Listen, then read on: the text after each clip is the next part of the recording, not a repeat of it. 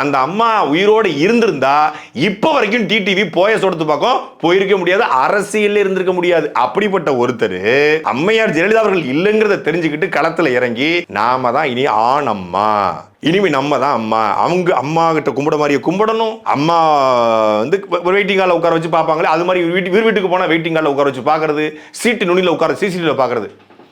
Seat உள்ள உட்காந்துருக்கானா மரியாதை வச்சிருக்கான், ரைட்டு. வேலுமணி ஒரு முறை டிடிவி தினகரனுடைய வீட்டுக்கு போயிருக்காரு, என்னையா சொல்லியா அப்படின்ட்டு, மரியாதையை பேசுங்கண்ணா, என்ன மரியாதையை பேசுங்க பேசுங்கண்ணா அப்படின்னு கேட்டிருக்காரு. இப்பெல்லாம் பேச வச்சுக்காதீங்க, என் வீட்டில் உட்காந்துட்டு என்ன கை நீட்டி பேசுற அப்படின்னு ரெண்டு பேருக்கும் வாக்குவாதம் ஏற்படுது. வேலுமணி வெளியே வராரு, வெளியே வந்து தங்கமணிட்ட சொல்றாரு, அப்படியே விஜயபாஸ்கர் சொல்றாங்க, எல்லாரும் கூட்டா சேர்றாங்க, எடப்பாடி பழனிசாமி சந்திக்கிறாங்க, மரியாதை குறைவா பேசுறாருங்க, ரொம்ப இதா நடந்துக்கிறாரு, ஒருமையில பேசுறாரு, ஆபாசமா பேசுறாரு அப்படின்னு. அதுல இருந்து தான் இவங்க ஒரு டீமா உருவாக்குறாங்க. அப்ப இதுக்கு ஒரு முற்றுப்புள்ளி வைக்கணும். அந்த நேரம் வந்து சசிகலா அவருக்கு ஜெயில இருக்க இவர் வந்து ஃபுல் ரூலிங்ல நம்ம வச்சுக்கலாம் அப்படின்னு நினைக்கும் போது ரெண்டு பேருக்கும் மோதல் தொடங்குது.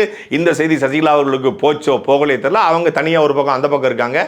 இவரு பொறுமை இழந்து இவரு கட்சியை தனியா தொடங்குறாரு. அப்ப இந்த ஒட்டுமொத்தமான சிக்கலுக்குமான ஆரம்ப புள்ளி யாருன்னு பார்த்தா டிடிவி தினகரன் என்கிற அதிமுகவுடைய சாபக்கேடு.